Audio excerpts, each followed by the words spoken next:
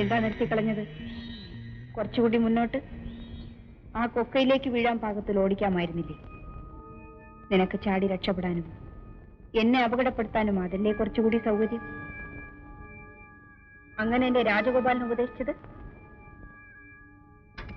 അല്ലാതെയും എനിക്ക് നിങ്ങളെ കൊല്ലാൻ കഴിയും. രാമുണ്ണിക്ക് തോക്ക് ഉപയോഗിക്കാൻ അറിയാമോ?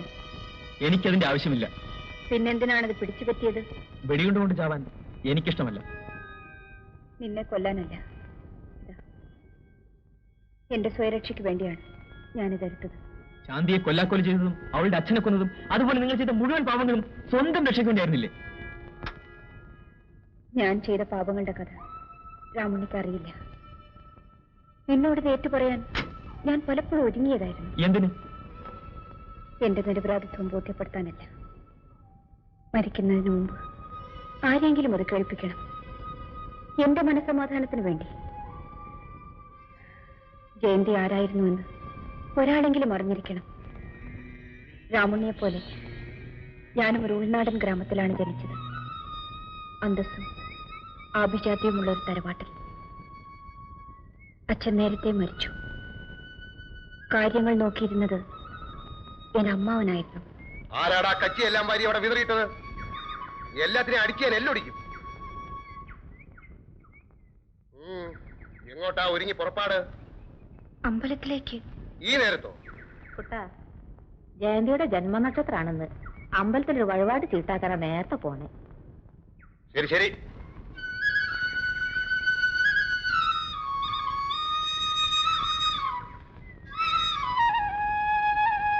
ഈ വഴിപാട് ചീട്ടാക്കാൻ തുടങ്ങിയിട്ട് കാലശിയായി. അമ്മാവനോ മറ്റോ അറിഞ്ഞാൽ ദേവനും ദേവിക്കും ദോഷാണേ. ഞാൻ പറഞ്ഞില്ലെന്ന് വേണ്ട. നീ ഇങ്ങോട്ട് നടക്ക് വേഗം. കുട്ടി എന്തിനാ ഓടുന്നത്? ആളവിടെ തന്നെ ഉണ്ടാകും.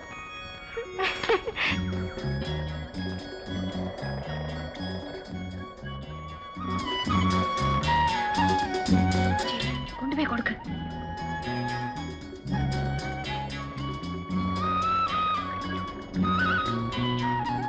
പായസം പിറന്നാളാണ്. ആരുടെ പിറന്നാളാണോ അവര് തന്നെ തരട്ടെ.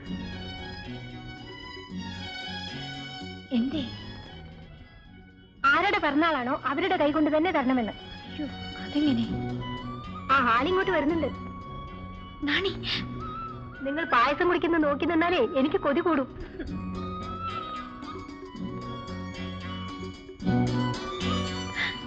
വിടുന്ന്, ആരെങ്കിലും കാണും. വിടുന്ന്. പായസം കഴിക്കും. പായസമല്ലേ എന്റെ വായിലേക്ക് ഒഴിച്ചു തരൂ.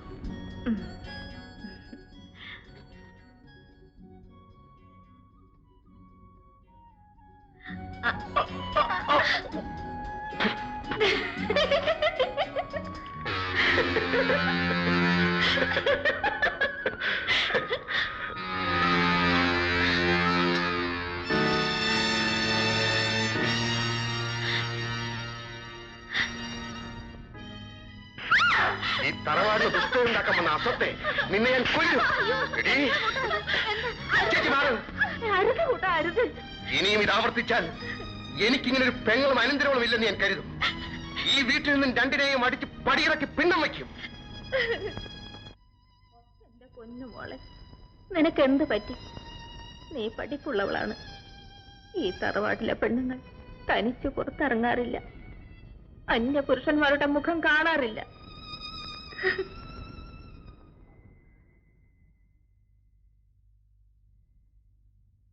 നീ വരില്ലെന്നാ ഞാൻ കരുതിയത്. അമ്മ ഉണർന്നാൽ അന്വേഷിക്കും. എന്തിനാ ഈ സമയത്ത് എന്നോട്? എത്ര നാൾ നമ്മളിങ്ങനെ കഴിയും? ജീവിതകാലം മുഴുവനും. നീ അരികിലില്ലാതെ, നിന്നെ കാണാതെ എനിക്ക് ജീവിക്കാൻ കഴിയില്ല. ഗോപിയേട്ടാ. ജയന്തി, നമുക്ക് എവിടെയെങ്കിലും പോവാം. ഈ നാട് വിട്ട് എവിടെയെങ്കിലും. നിനക്കെന്നെ വിശ്വാസമില്ലേ? ചതിച്ചു കുഞ്ഞെ. അമ്മാവൻ ആൾക്കാരുമായി വരുന്നു.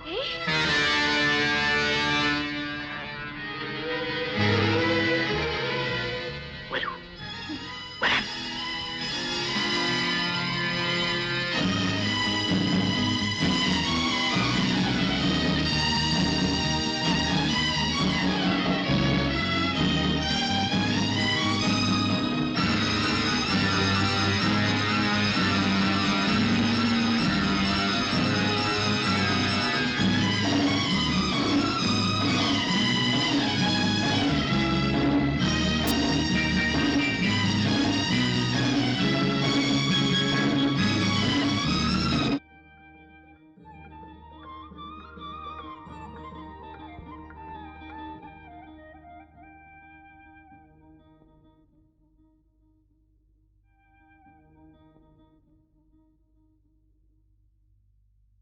ഇവിടുത്തെ സൗകര്യങ്ങൾ ജയന്തിക്ക് ഇഷ്ടപ്പെടുന്നില്ലെന്ന് എനിക്കറിയാം.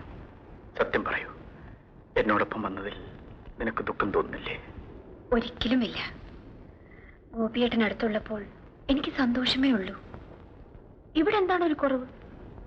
കുറച്ച് പാത്രങ്ങൾ വാങ്ങിക്കണം. തൽക്കാലം എനിക്ക് 1-2 സാരിയും, പിന്നെ ഗോപിയേട്ടനും വേണം. ജയന്തി, ഇതിനൊക്കെ കാശ് വേണ്ടേ? നിന്റെ വളയും ചെയിനും വിറ്റ കാശ് കൊണ്ടാ ഇത്രയും നാൾ നമ്മൾ കഴിഞ്ഞത്. ഇനി എനിക്കൊരു ജോലി കിട്ടാതെ യാതൊരു വഴിയുമില്ല, നാളത്തെ ആഹാരത്തിന് പോലും. ദിവസവും ജോലി അന്വേഷിച്ചിറങ്ങുന്ന അദ്ദേഹം തിരിച്ചു വരുന്നത് വിഷമത്തോടെയായിരുന്നു. പട്ടിണി എന്താണെന്ന് ഞാൻ ആദ്യമായി അറിഞ്ഞു. ഒരു ദിവസം ഉടുക്കാൻ മറുതുണിയില്ലാതെ ഞാൻ കുളിച്ചീറിനുണക്കി നിൽക്കുമ്പോൾ, വരൂ ജയന്തി, ഇന്നത്തോടെ നമ്മുടെ എല്ലാ ദാരിദ്ര്യവും തീർന്നു. ഇദ്ദേഹമാണ് അതിന് കാരണക്കാരൻ. എന്റെ ഒരു പഴയ സ്നേഹിതനാണ് മിസ്റ്റർ രാജഗോപാൽ.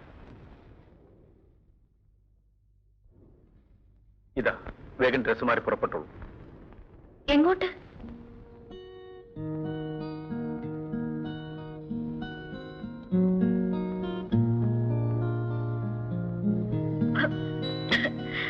കഴിച്ചോളൂ, ക്ഷീണം മാറാൻ നല്ലതാണ്.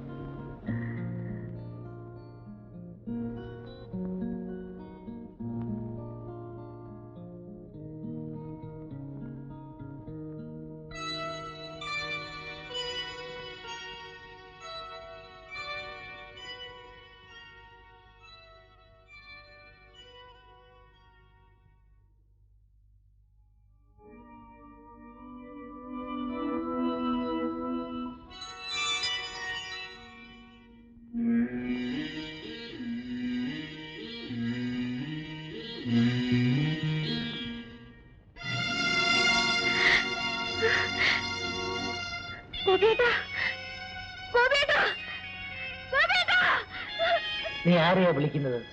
എന്റെ ഭർത്താവ് ഗോപിയേട്ടനെവിടെ? ഗോപിയേട്ടൻ എന്ത് ചെയ്തു? നിങ്ങൾ പറയൂ. അദ്ദേഹത്തെ നിങ്ങൾ എന്ത് ചെയ്തു? പറയൂ.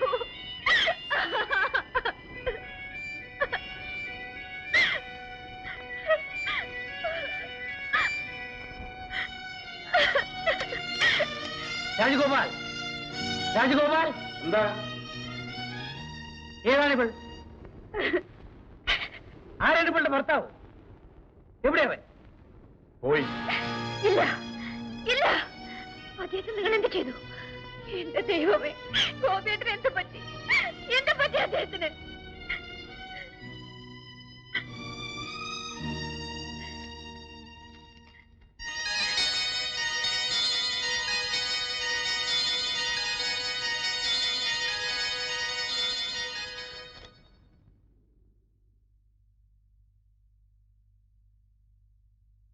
പെട്ടെന്നുണ്ടായ ഷോക്കാണ് കാരണം.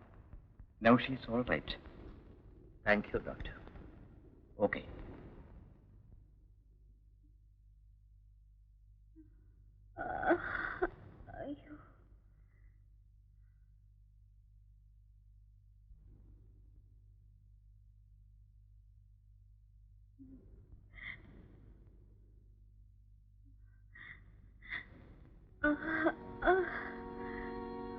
കരഞ്ഞു തീർക്കാവുന്ന ദുഃഖങ്ങളുണ്ട്.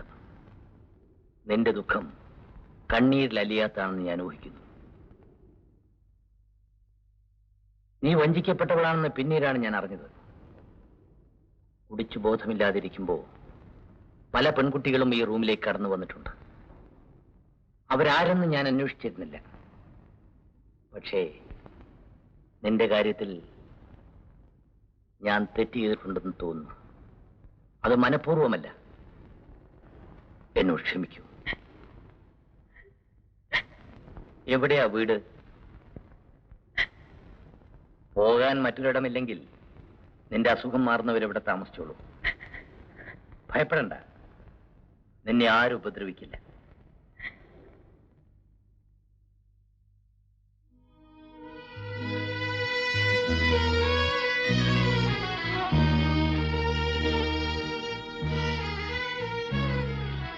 നീ ഒരു ഭാഗ്യവതിയാണ്. മുതലാളിക്ക് എന്തോ നിന്നെ അങ്ങ് ഇഷ്ടപ്പെട്ടെന്ന് തോന്നുന്നു. നിനക്കറിയാം അദ്ദേഹം ആരാണെന്ന്? കോടീശ്വരൻ. ഭാര്യ മരിച്ചത് പിന്നെ ഇവിടെ വന്നിട്ടുള്ള ഒരു പെണ്ണിനെയും പുള്ളി രണ്ടാമതിലേക്ക് നോക്കിയിട്ടില്ല. നീ എന്തിനാ കരയുന്നത്? ഓ, അവനെ ഓർത്താണോ? ആ ഗോപിയെ. നിന്നെപ്പോലെ എത്രയോ പെൺകുട്ടികളെ അവൻ നശിപ്പിച്ചിരിക്കുന്നു. ഞാൻ കണ്ടുമുട്ടിയത് കൊണ്ട് നീ രക്ഷപ്പെട്ടു. ഇല്ലെങ്കിൽ ബോംബെയിലുള്ള ഏതെങ്കിലും ഒരു വേശ്യാത്തെരുവിൽ നീ എന്നെത്തുമായിരുന്നു. ഞാൻ പറയുന്നത് നിന്റെ ഗുണത്തിനാണ്. ഇവിടെ നിറങ്ങിയാൽ നീ എങ്ങോട്ട് പോകും? ഒരല്പം ബുദ്ധി കാണിച്ചാൽ നിനക്ക് ഇവിടെ കഴിയാം, ഒരു രാജകുമാരിയെ പോലെ. അല്ലാതെ ആ ഗോപിയെ കാത്തിരുന്നിട്ടൊന്നും കാര്യമില്ല. അവൻ തിരിച്ചു വരില്ല.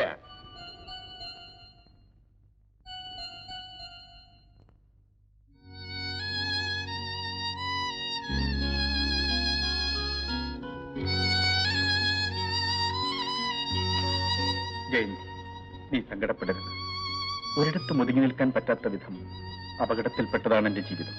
നിന്നെ ഉപേക്ഷിച്ചു പോകേണ്ടി വന്നതിൽ എനിക്ക് വിഷമമുണ്ട്. എല്ലാം നഷ്ടപ്പെട്ട എനിക്ക് നിന്നെ കൂടി വിൽക്കേണ്ടി വന്നു. എന്നോട് ക്ഷമിക്കൂ. നിന്റെ ഗോപിയേട്ടൻ.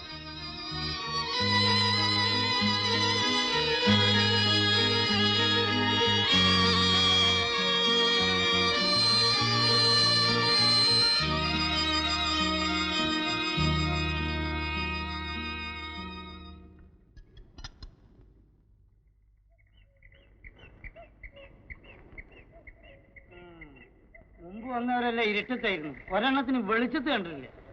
ഈ മാനം മര്യാദ ഇല്ലാത്തേക്ക് എവിടെയാ രാവും പകലും? നിൽക്കൂ. എവിടേക്കാ? അടുത്തെങ്ങും പരിചയക്കാരോ ബന്ധുക്കളോ ഇല്ലല്ലോ. കഥകളൊക്കെ ഞാൻ അറിഞ്ഞു. രാജഗോപാൽ പറഞ്ഞു.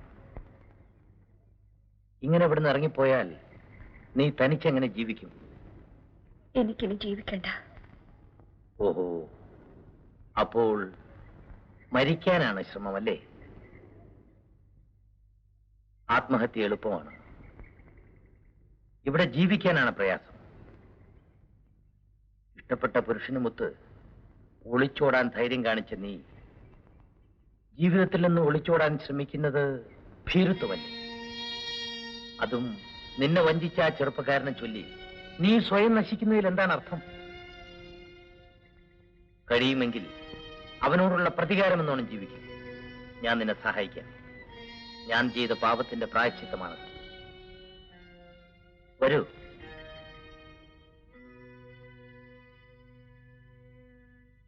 ജീവിക്കാനുള്ള പ്രതികാര ബുദ്ധി മാത്രം എന്നിൽ ശേഷിച്ചു.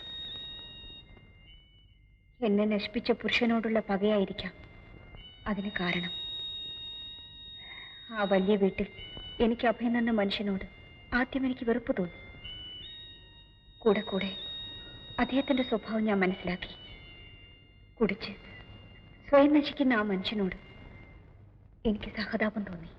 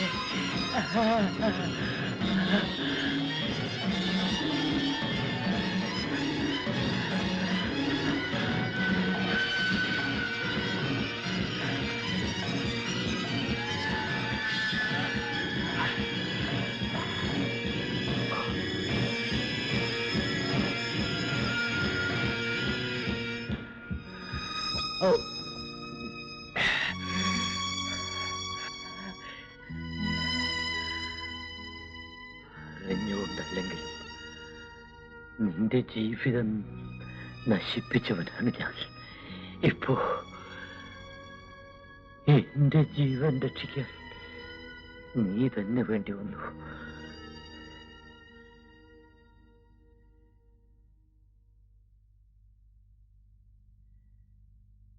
അധിക നാൾ ഈ ജീവൻ നിലനിൽക്കയില്ല. എന്റെ നാളുകൾ എണ്ണപ്പെട്ടതാണ്. വേണ്ട, ഡോക്ടറല്ലേ വിളിക്കാൻ പോകുന്നത്. അവരുടെ കയ്യിൽ എനിക്ക് തരാൻ മരുന്നുകളൊന്നുമില്ല, ഉപദേശങ്ങളേ ഉള്ളൂ. മദ്യം വിഷമാണ്, കുടിക്കരുത് എന്ന്. മരവിച്ച ഈ ചുറ്റുപാടിൽ നിന്നും സ്വയം രക്ഷപ്പെടാൻ എനിക്ക് കുടിക്കാതെ വയ്യ.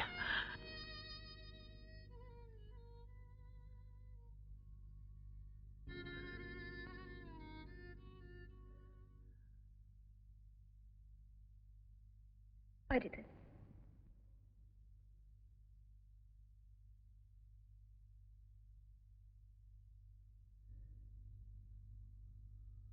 നിന്നെ ഞാൻ അനുസരിക്കാം. പകരം എന്റെ ഒരു അപേക്ഷ നീ സ്വീകരിക്കുമെങ്കിൽ ഒരിക്കലും എന്നെ വിട്ടു പോകില്ലെന്ന് നീ വാക്ക് തരണം.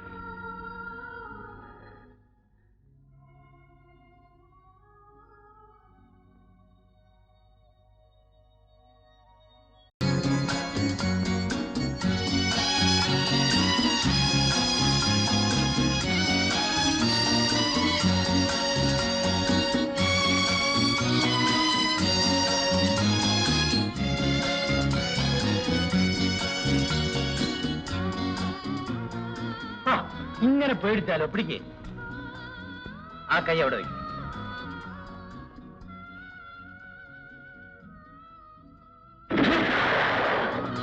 Very good, very good, very good. എന്തിനാണ് ഇതെന്നെ കാണിക്കുന്നത്? മരിച്ചുപോയ എന്റെ ഭാര്യയുടെ ആഭരണങ്ങളാണ് ഇതൊക്കെ. ഇന്നു മുതൽ നീ ഇതണിയണം. എനിക്കിത് ചേരില്ലല്ലോ. ചേർന്ന് കാണാൻ ഞാൻ ആഗ്രഹിക്കുന്നു. അതിനു മുമ്പ് എനിക്ക് എന്റെ മകളുടെ സമ്മതം വാങ്ങണം.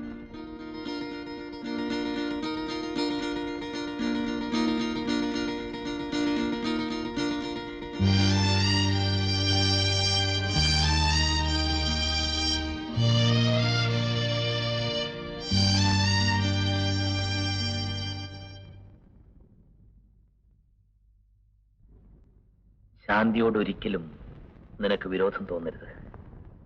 എന്റെ ഭാര്യയുടെ മരണശേഷം എനിക്ക് എന്റെ മകളെ ശ്രദ്ധിക്കാൻ കഴിഞ്ഞിട്ടില്ല. സ്നേഹക്കുറവ് കൊണ്ടല്ല, ഈ മുറിക്കകത്തെ എന്റെ ജീവിതം അങ്ങനെയായിരുന്നു.